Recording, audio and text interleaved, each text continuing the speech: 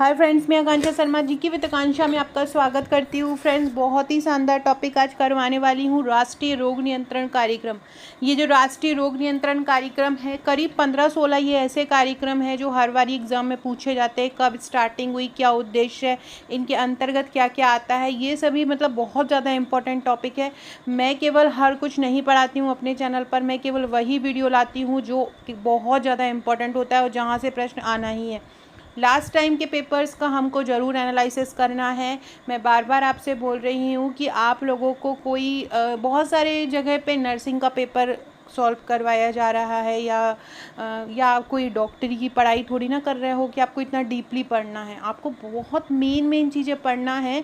आपको एक basic level तैयार होना है कि हाँ, ये गर्भवती महिलाओं की अवस्थाएं होती हैं इस अवस्था में, क्योंकि आप जब सुपरवाइज़र रहेंगे तो आपके सुपरविज़न में सब कुछ होता है। जो ICDS होते हैं, जो आंगनवाड़ी केंद्र होते हैं, वहाँ पे गर्भवती महिलाओं और बच्चों की मतलब संरक्षण के लिए काम किए जाते हैं। तो उस अवस्था में उनके लिए क्या क्या देख रेख की आवश्यकता होती है, उस अवस्था में महिला के क्या क्या परिवर्तन होते हैं, बच्चों के साथ क्या क्या परिवर्तन होते हैं। 1 से 6 साल तक के बच्चों पर बेसिस टारगेट आपको करना है।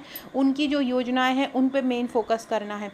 दूसरा टॉपिक बात की जाए रोगों की, तो रोगों में रोग के वाहक क्या क्या होते हैं, उनसे क्या बीमारियां हो जाती हैं, किस अंगों को प्रभावित करते हैं, इस प्रकार के फैक्ट पढ़ना है। अब बात आज हम करने वाले हैं रोग नियंत्रण कार्यक्रम की।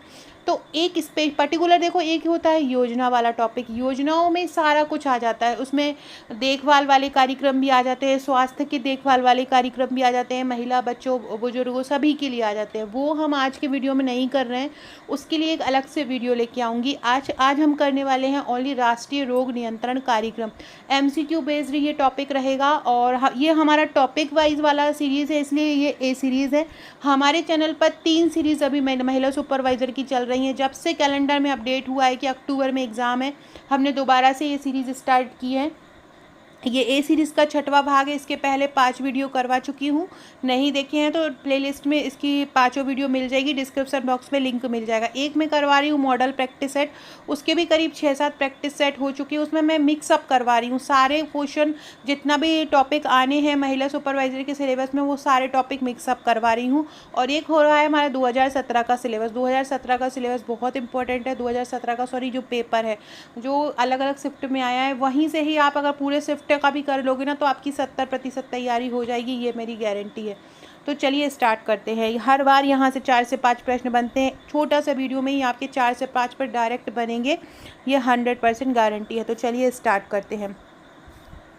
आज का हमारा सबसे पहला क्वेश्चन है, राष्ट्रीय मलेरिया नियंत्रण कार्यक्रम कब आरंभ किया गया? 1953, 54, 55 या 56? देखो, सबसे पहले राष्ट्रीय मलेरिया नियंत्रण कार्यक्रम की बात की जा रही है। और जो मलेरिया होता है वो प्रोटोजोआ के कारण होता है। प्लाज्मोडियम नामक एक मच्छर होता है, उसको काटने से ये मादा एनाफ्लीज एक मच्छर होता है, उसको काटने से इसकी जो प्रजाति होती है वो प्लाज्मोडियम की होती है। और मादा एनाफ्लीज मच्छर के काटने से ये मलेरिया हो जाता है। इसके अलग अलग प्रकार होते हैं मलेरिया के, जो आपको नहीं पढ़ना है। बस आपको ये याद रखना है कि ये प्रोटोजोआ द्वारा होता है। ये ज़रूर पूछा जाता है, मलेरिया रोग का वाहक क्या है? तो मलेरिया रोग का जो वाहक होता है वो क्या होता है? प्रोटोजोआ होता है। ये आपको याद रखना है। अब ये बात चल रही है कि राष्ट्रीय मलेरिया नियंत्रण कार्यक्रम कब आरंभ किया गया। राष्ट्रीय मलेरिया नियंत्रण कार्यक्रम को NMCP भी बोलते हैं, ये भी याद रखना। कभी कभी ये भी पूछ सकते हैं कि NMCP कार्यक्रम कब आरंभ किया गया। तो N से हो जाएगा यहाँ पे नेशनल, और M से हो जाएगा मलेरिया, C से हो जाएगा कंट्रोल, और P से हो जाएगा प्रोग्राम। तो नेशनल मलेरिया कंट्रोल प्रोग्राम या राष्ट्रीय मलेरिया नियंत्रण कार्यक्रम ये कब आरंभ किया गया था? तो ये 1953 में आरंभ किया गया था। और DDT के इनिशियल इंजीनियर्स के द्वारा इसकी शुरुआत हुई थी। DDT के इनिशियल इंजीनियर्स द्वारा, याद रखिएगा। वैसे ये पूछा नहीं जाएगा, फिर भी एक फैक्ट के रूप में बता दिया है।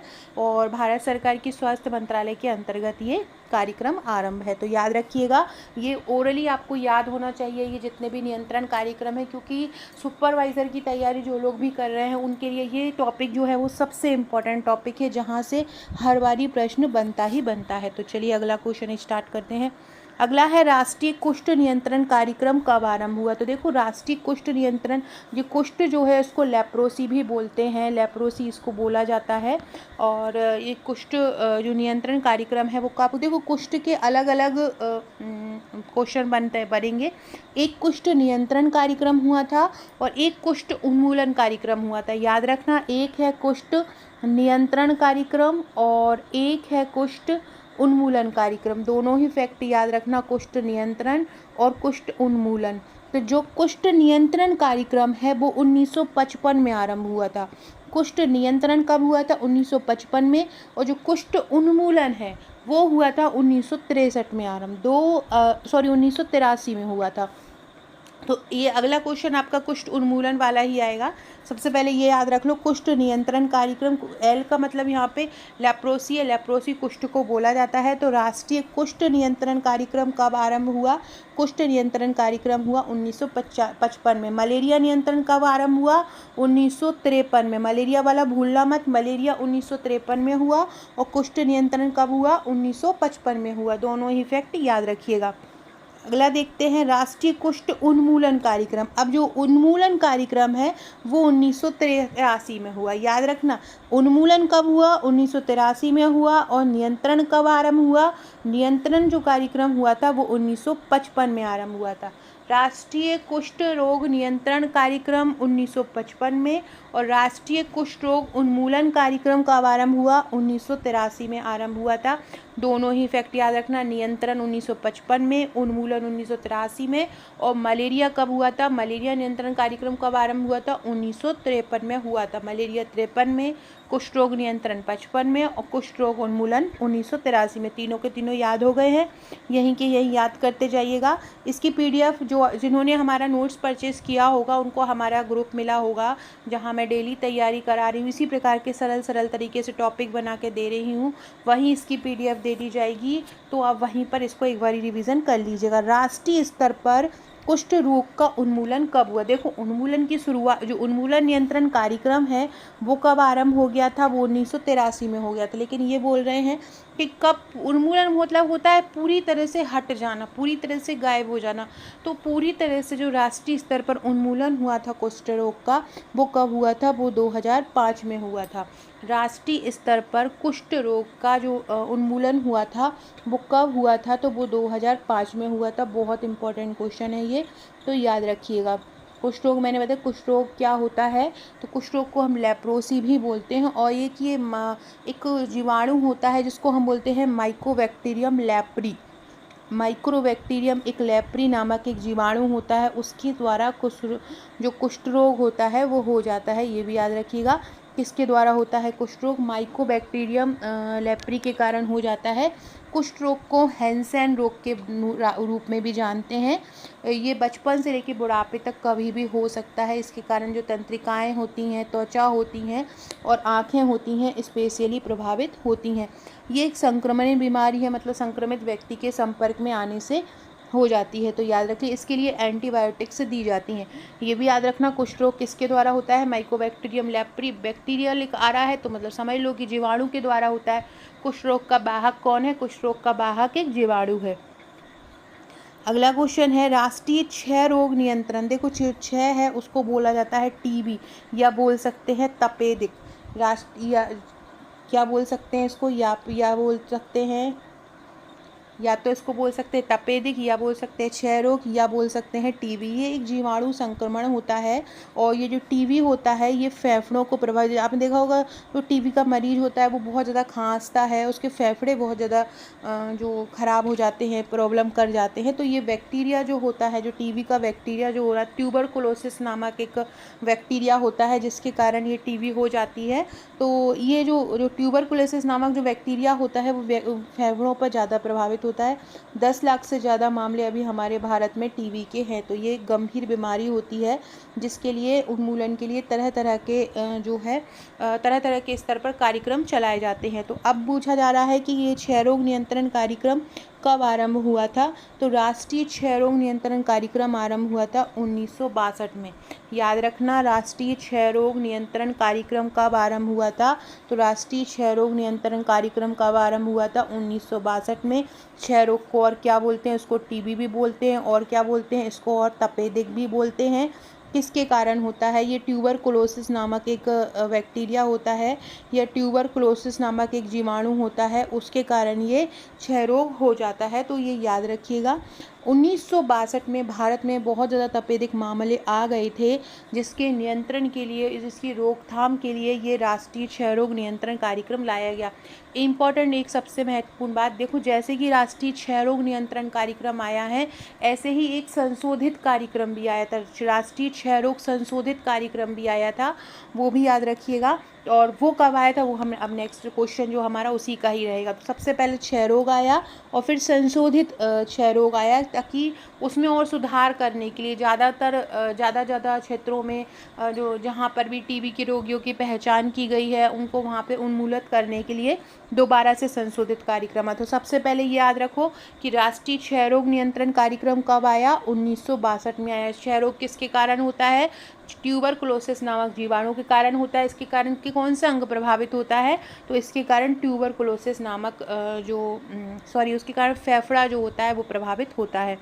फ्रेंड्स, ये मेरा व्हाट्सअप नंबर है। अगर आप हमारे नोट्स लेना चाहते हैं तो आप हम इस नंबर पर व्हाट्सअप कर सकते हैं।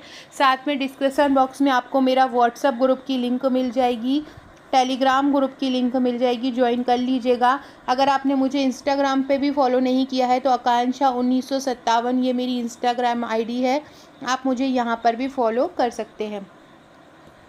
अगला है संशोधित राष्ट्रीय क्षय रोग तपेद नियंत्रण कार्यक्रम कब आरंभ हुआ? देखो, नॉर्मल जो क्षय रोग कार्यक्रम है वो कब आरंभ हुआ? 1962 में। और संशोधित क्षय रोग कार्यक्रम कब आरंभ हुआ? 1998-99 के समय हुआ था। याद रखना, जो मेन है मूल क्षय रोग कार्यक्रम, जनरली यही पूछा जाता है कि क्षय रोग कार्यक्रम कब आरंभ, क्षय रोग नियंत्रण कार्यक्रम आरंभ कब हुआ था? तो इसका आंसर हो जाएगा 1962 और जब ये पूछा जाए कि संशोधित राष्ट्रीय क्षय रोग कार्यक्रम कब आरंभ हुआ था, तो आपको याद रखना है ये कब आरंभ हुआ था? 1998-99 में हुआ था। इसके बारे में पढ़ लेते हैं। ये जो संशोधित राष्ट्रीय क्षय रोग नियंत्रण कार्यक्रम है, इसको हम RNTCP बोलते हैं। इसको पहली बार 1998-99 में असम के डिब्रूगढ़ में लागू किया गया। डिब्रूगढ़ में तेल की खान है, ये पता ही होगा, तेल की खोज की गई थी। यहाँ पर तेल के बहुत कारखाने हैं। भारत की राष्ट्रीय मानसिक स्वास्थ्य नीति की शुरुआत कब की गई थी? कब आई थी भारत की राष्ट्रीय मानसिक स्वास्थ्य नीति? मानसिक स्वास्थ्य नीति को NHMP भी बोला जाता है, राष्ट्रीय हेल्थ मानसिक पॉलिसी। तो ये कब आई थी राष्ट्रीय मानसिक स्वास्थ्य नीति? तो राष्ट्रीय मानसिक स्वास्थ्य नीति आई थी 1982 में। भारत सरकार द्वारा इसको शुरू किया गया था। और इसको सबसे पहले 1982 में शुरू किया था, ये आपको याद रखना है। सबसे पहले दिमाग में ये बैठा लो कि जो राष्ट्रीय मानसिक स्वास्थ्य नीति है वो कब आरंभ की गई थी? 1982 में राष्ट्रीय मानसिक स्वास्थ्य नीति आरंभ की गई थी। फिर उसके बाद इस 2003 में इसमें कुछ संशोधन किया गया था और इसमें कुछ और जो नीतियाँ थी उनको शामिल किया था, वो हम आगे पढ़ते हैं। सबसे पहले ये याद रखो कि भारत की राष्ट्रीय मानसिक स्वास्थ्य नीति कब आई थी? 1982 में आई थी। अब पढ़ते हैं कि इसमें संशोधन जब हुआ था तब क्या हुआ था। तो जो NMHP है, राष्ट्रीय मानसिक स्वास्थ्य नीति है, उसमें 2 योजनाओं को शामिल करके 2003 में फिर उसका लक्ष्य रखा था कि 2003 में उसको फिर से शामिल करने का लक्ष्य रखा था। एक सेकेंड,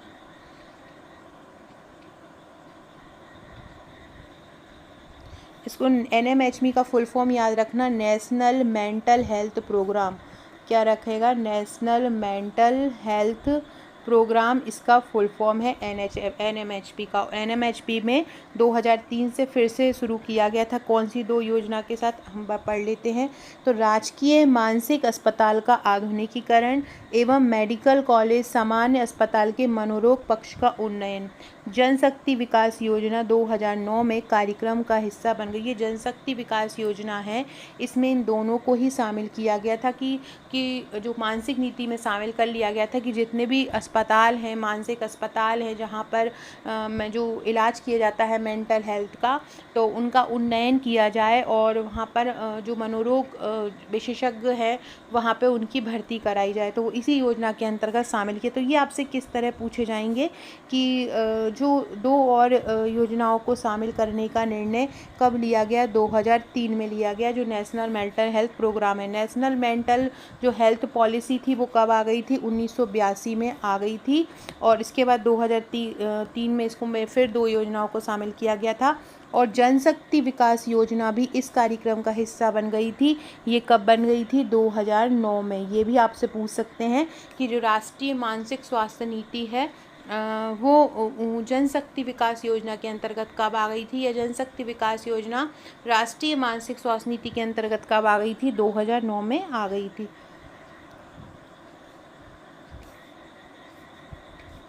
बहुत इंपॉर्टेंट क्वेश्चन, बहुत देखो, एक है घेंघा नियंत्रण कार्यक्रम और एक है आयोडीन विकार न्यूनता कार्यक्रम। घेंघा रोग भी किसकी कमी से होता है, आयोडीन की कमी से होता है। तो 2 क्वेश्चन इसमें बनेंगे, घेंघा नियंत्रण कार्यक्रम और आयोडीन विकार नियंत्रण कार्यक्रम। आयोडीन विकार नियंत्रण कार्यक्रम अलग डेट में आरंभ हुआ था। पहले इसको राष्ट्रीय घेंघा या राष्ट्रीय कंठ नियंत्रण कार्यक्रम भी इसको बोला जाता था। तो ये कब आरंभ हुआ था, राष्ट्रीय घेंघा नियंत्रण कार्यक्रम। याद रखो, जो घेंघा रोग होता है वो आयोडीन की कमी से हो जाता है, और इसके कारण क्या हो जाता है, जो गले में एक यहाँ पर एक थायराइड ग्रंथि पाई जाती है गले में, वो क्या करती है, वो ऐसे फूल जाती है गले में थायराइड ग्रंथि। तो ये थायराइड ग्रंथि में सूजन पैदा करता है, थायराइड ग्रंथि में ये समस्या पैदा करता है। तो ये जो राष्ट्रीय घेंघा नियंत्रण कार्यक्रम है कब आरंभ हुआ था, 1962 में आरंभ हुआ था।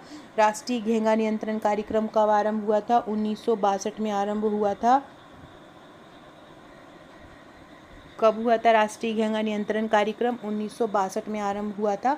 और ये 100% केंद्र द्वारा प्रायोजित योजना है। मतलब इसको कौन संचालित करता है, ये 100% केंद्र द्वारा प्रायोजित योजना है। इसको पूरी तरह से केंद्र ही प्रायोजित करता है। मतलब इसमें राज्यों का कोई योगदान नहीं रहता, इसमें वित्त पोषण भी केंद्र प्रदान करता है। इसको एनजी राष्ट्रीय, एनजी मतलब नेशनल घेंघा, और सीपी बोला जाता है। सीपी मतलब हो जाता है यहाँ कंट्रोल प्रोग्राम, तो इसको एनजीसीपी भी बोला जाता है, एनजीसीपी भी बोला जाता है। कब आरंभ हुआ राष्ट्रीय घेंघा नियंत्रण कार्यक्रम, 1962 में आरंभ हुआ।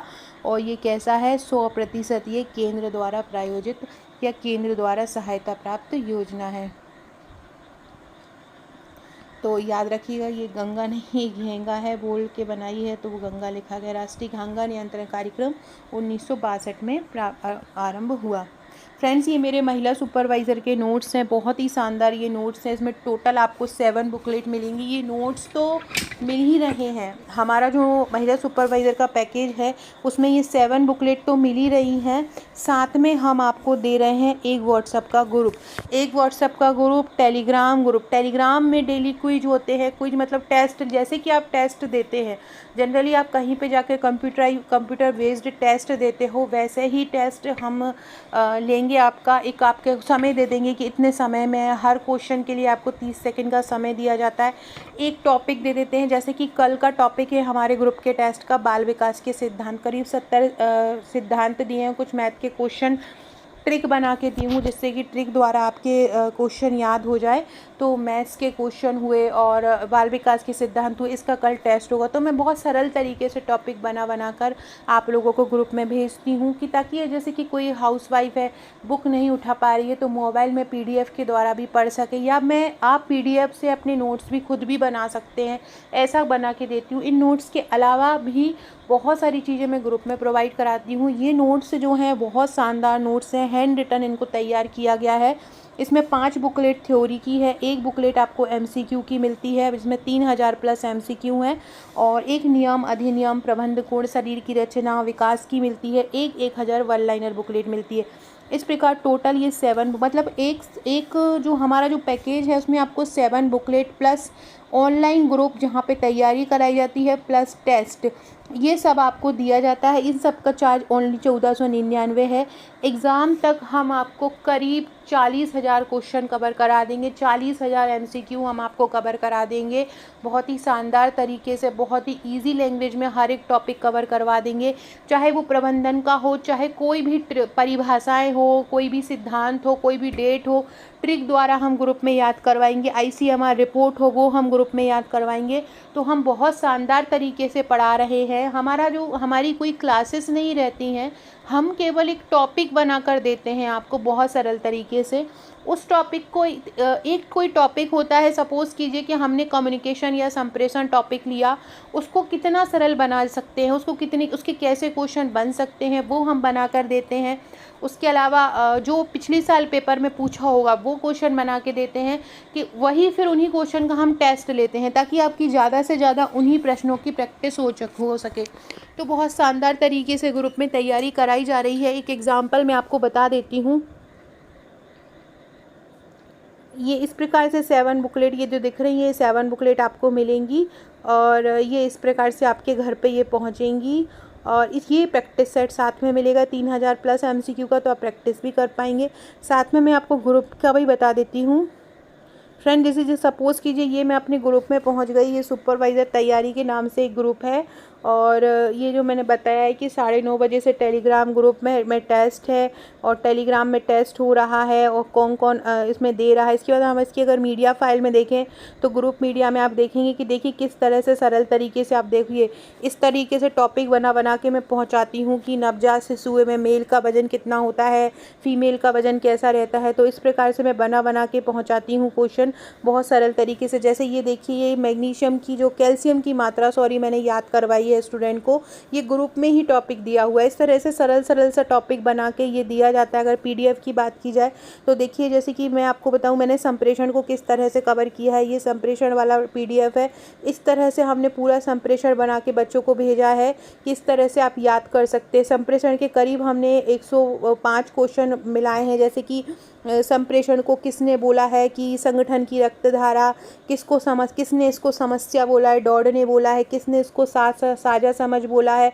तो इस प्रकार से ये हमारे नोट्स हम ये इस प्रकार से तैयार करके आपको ग्रुप में भेजते हैं, और ऐसे ही नोट्स आपको इसी प्रकार के ही हैंड रिटन नोट्स आपके पास आते हैं। तो अगर आप हमारे नोट्स लेना चाहते हैं इस प्रकार के बहुत ईजी भाषा में तैयार किए हुए, तो आप मुझे व्हाट्सअप कर सकते हैं। ये मेरा व्हाट्सअप नंबर है। साथ में मेरी जितनी भी वीडियो की PDF होती हैं, देखिए मैं आपको बताऊँ, मैंने PDF भी यहाँ पे बच्चों को सेंड की हैं। PDF भी मैं सेंड करती हूँ कि देखिए जैसे कि जो हमारी A सीरीज़ की, जैसे मैंने यूनिसेफ पढ़ाया था, तो यूनिसेफ को मैंने इस प्रकार से, देखो ये यूनिसेफ पढ़ाया था मैंने आपको वीडियो में, तो वीडियो की PDF भी मैंने यहीं प्रोवाइड करा दी थी। तो वीडियो की जो PDF भी वो यहीं पे दे दी जाती है।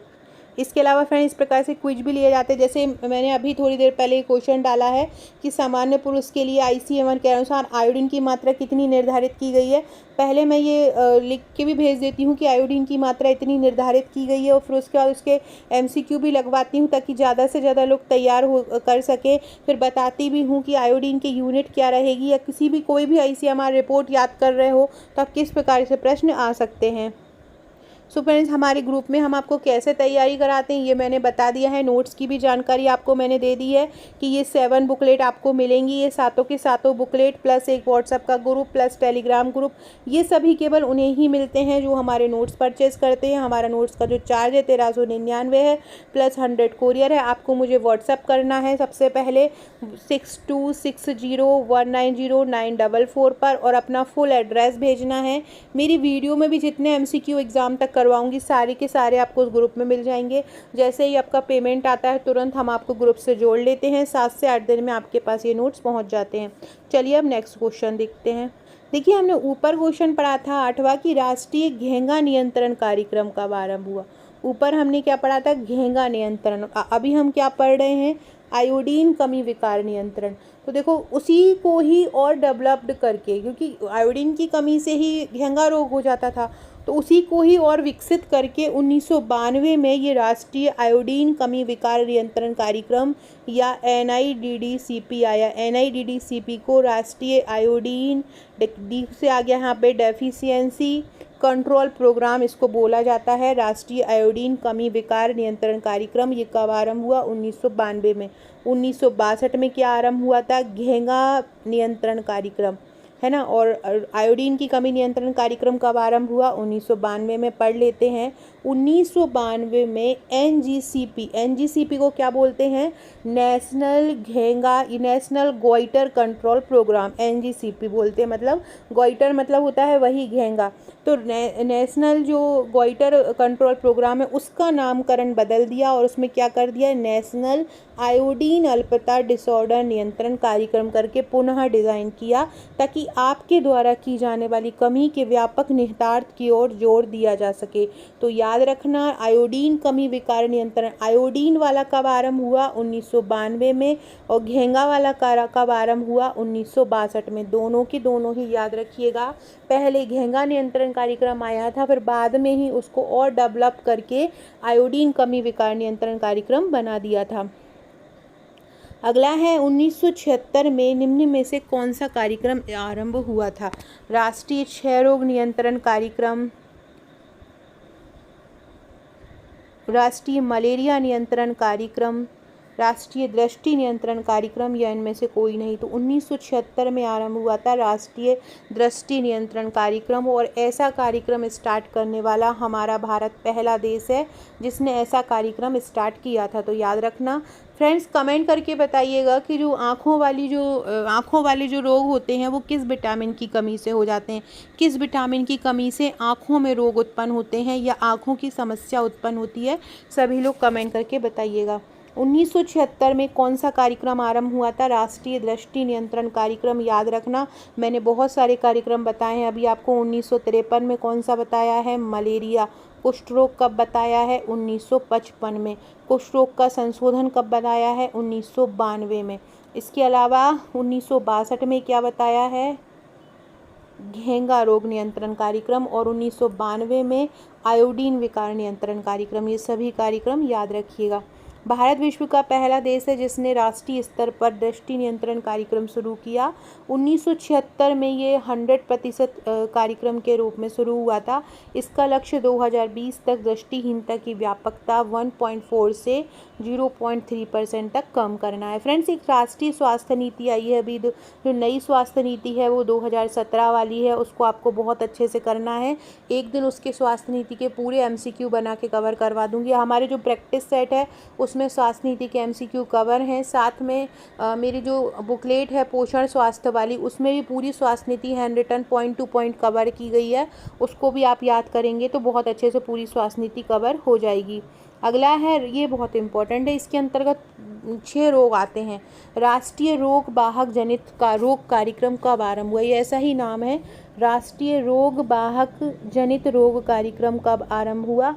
तो ये जो राष्ट्रीय रोग वाहक जनित कार्यक्रम है ये 2003 में आरंभ हुआ था और इसमें 6 रोगों को शामिल किया है। ये आपसे ये पूछते हैं कि जो राष्ट्रीय रोग वाहक कार्यक्रम है उसमें कितने रोगों को शामिल किया गया। जनरली ये ऐसा क्वेश्चन पूछा जाता है कि जो राष्ट्रीय रोग वाहक जनित कार्यक्रम है या राष्ट्रीय रोग वाहक जनित रोग कार्यक्रम है वो कब आरंभ हुआ था, इसमें कितनी बीमारियों को शामिल किया था? तो इसमें 6 बीमारियों को शामिल किया था और ये कब आरंभ हुआ था? ये 2003 में आरंभ हुआ था। Very very very important question. हर कुछ पढ़ने की बजाय ऐसे क्वेश्चन पढ़िए जो सच में ही आना है। तो ये बहुत इंपॉर्टेंट क्वेश्चन है। राष्ट्रीय रोग वाहक जनित कार्यक्रम कब आरंभ हुआ? 2003 में।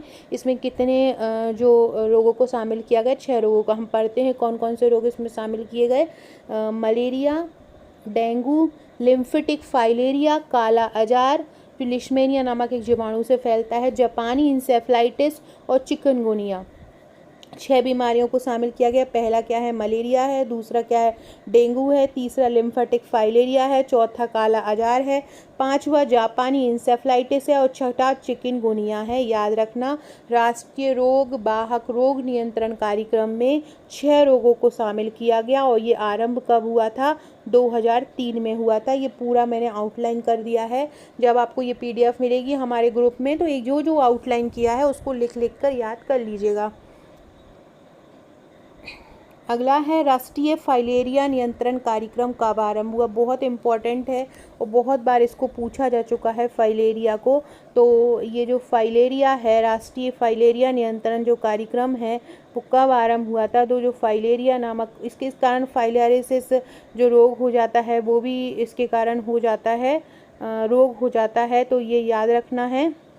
फाइलेरिया रोग, राष्ट्रीय फाइलेरिया नियंत्रण कार्यक्रम कब हुआ था आरंभ 1955 में।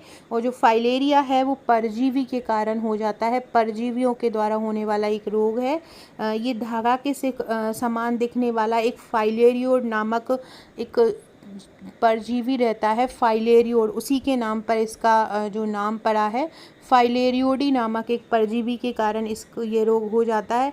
और ये संक्रामक रोग है और ये मानवों को अपना निशाना बनाते हैं। तो याद रखना, इसका अगर पूछें आपसे कि ये किसके कारण होता है फाइलेरिया, जीवाणु के द्वारा, विषाणु के कारण, कृमि के द्वारा, तो याद रखना ये कृमियों के द्वारा होता है, कृमि के द्वारा होता है। फाइलेरिया किसके द्वारा होता है, कृमि, जो छोटे मोटे जो कीड़े होते हैं, दुर्बल कीड़े होते हैं, उसको ये बोला जाता है। और इसमें इसको अलग अलग नाम दिया जाता है, जैसे कि इसमें बोलते हैं हाथी पाँव, नाम सुना होगा। अगर ये परजीवी खा लेना, हाँ, जो पाँव होता है वो हाथी जैसा हो जाता है, इसको एलिफेंटियासिस भी बोला जाता है। एक होता है इसमें लिम्फेटिक फाइलेरिया, अलग अलग इस फाइलेरिया के लक्षण होते हैं, तो ये याद रखिएगा। एक और पूछा जाता है, ये जो फाइलेरिया है वो शरीर के किस अंग को प्रभावित करता है। तो फाइलेरिया जो है वो लसिका तंत्र को प्रभावित करता है। फाइलेरिया किसको प्रभावित करता है, लसिका तंत्र को प्रभावित करता है, याद रखिएगा। 1949 से 1954 तक उड़ीसा में ये पायलट परियोजना के बाद 1955 में इसको आरंभ किया गया था। NFCP जिसको बोला जाता है, इसका उद्देश्य था ये जो फाइलेरिया जहाँ पे होता है उस समस्या को सीमित करना, इसके लिए नियंत्रण के लिए उपाय चलाए जाना। लसिका फाइलेरिया जो एक फाइलेरिया का प्रकार है 2017 की नीति के तहत समाप्त करना इसको बताया गया था। और 2020 को वैश्विक रोग विज्ञान के लिए लक्ष्य वर्ष के रूप में, ये भी आपसे पूछ सकते हैं इसलिए मैंने ये इम्पोर्टेंट करके डाला है कि जो वैश्विक विज्ञान लक्ष्य के रूप में किस वर्ष को माना है, तो 2020 को माना है वैश्विक रोग विज्ञान के लिए एक लक्ष्य के रूप में। किसको माना है, 2020 को माना है। अगला है राष्ट्रीय रोग नियंत्रण केंद्र की स्थापना कब हुई। राष्ट्रीय रोग नियंत्रण केंद्र की स्थापना 1909 में हुई थी। सबसे पहले कब हुई थी, 1909 में हुई थी। और हिमाचल में एक कसौली नामक एक जगह है, आपने सुना होगा, हिमाचल में एक कसौली नामक जगह है, वहाँ पर इसकी स्थापना हुई थी। तो याद रखो, राष्ट्रीय रोग नियंत्रण केंद्र की स्थापना, या इसको बोल सकते हैं national centre for disease control, NCDC, इसकी स्थापना कब हुई थी, 1909 में हुई थी। याद रखना, राष्ट्रीय रोग नियंत्रण जितने भी जो कार्यक्रम है वो इसी के अंतर्गत चलाए जाते हैं। तो राष्ट्रीय रोग नियंत्रण केंद्र जिसको हम NCDC बोलते हैं, पूर्व में एक सबसे पहले इसको कैसे जाना जाता था, राष्ट्रीय संचारी रोग संस्थान के नाम से जाना जाता था। National institute of communicable disease, communicable मतलब होता है संक्रामक रोग, संचारी रोग के रूप में जाना जाता था। इसकी स्थापना 1909 में हिमाचल के कसौली में केंद्रीय मलेरिया ब्यूरो संस्थान के रूप में की गई थी। NCDC जो आता है वो भारत सरकार के स्वास्थ्य एवं परिवार कल्याण मंत्रालय होते हैं, उनके जो महानिदेशक होते हैं उनके अंतर्गत आता है। मुख्यालय इसका कहाँ पर है, दिल्ली में है। और जो राष्ट्रीय रोग नियंत्रण केंद्र है इसकी 8 शाखाएं हैं, ये भी याद रखना, ये पूछ सकते हैं कि राष्ट्रीय रोग नियंत्रण केंद्र की कितनी शाखाएं हैं, 8 शाखाएं हैं। राजस्थान के अलवर में, कर्नाटक के बेंगलुरु में, केरल के कोझिकोड में, तमिलनाडु के कन्नूर में, छत्तीसगढ़ के जगदलपुर में, बिहार के पटना में, आंध्र प्रदेश के राजमुंदरी में और उत्तर प्रदेश के वाराणसी में इसकी 8 शाखाएं स्थित है। अगला है विश्व मच्छर दिवस, ये मैंने अलग से डाला है, जब ये क्वेश्चन बना रही थी तब ये मुझे क्वेश्चन मिला था। विश्व मच्छर दिवस ये पूछा जा सकता है कि विश्व मच्छर दिवस कब मनाया जाता है, तो 20 अगस्त को विश्व मच्छर दिवस मनाया जाता है। विश्व मच्छर दिवस मनाने की शुरुआत कब से की गई थी, 1897 में जो रोनाल्ड रॉस थे उन्होंने बताया था कि जो मलेरिया होता है उसके उत्तरदायी मादा मच्छर रहते हैं, उन्हीं की याद में ये प्रतिवर्ष उन्हीं की स्मृति में 20 अगस्त को मनाया जाता है। अगला है राष्ट्रीय बधिरता नियंत्रण और बचाव कार्यक्रम कब आरंभ हुआ। तो राष्ट्रीय बधिरता नियंत्रण और बचाव जो कार्यक्रम हुआ है वो 2017 में आरंभ हुआ है। कब आरंभ हुआ राष्ट्रीय बधिरता नियंत्रण और बचाव कार्यक्रम? 2017 में आरंभ हुआ था। 11वीं पंचवर्षीय योजना से ये लागू है।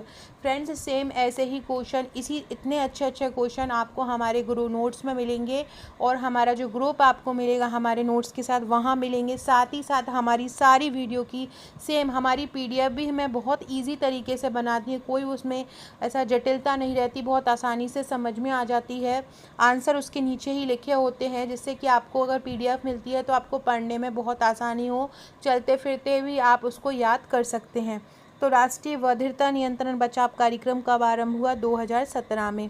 2017 में आरंभ हुआ। श्रवण शक्ति से होने वाले नुकसान से बचाव के लिए भारत की कुल आबादी का 6.3% श्रवण संबंधित बीमारी से पीड़ित है। अगला है जो एकीकृत रोग नियंत्रण कार्यक्रम है वो विश्व बैंक की सहायता से कब आरंभ किया। सबसे मेन चीज़ ये याद रखो कि जो एकीकृत रोग नियंत्रण कार्यक्रम है वो किसकी सहायता से आरंभ किया गया है? वो विश्व बैंक की सहायता से आरंभ किया गया है।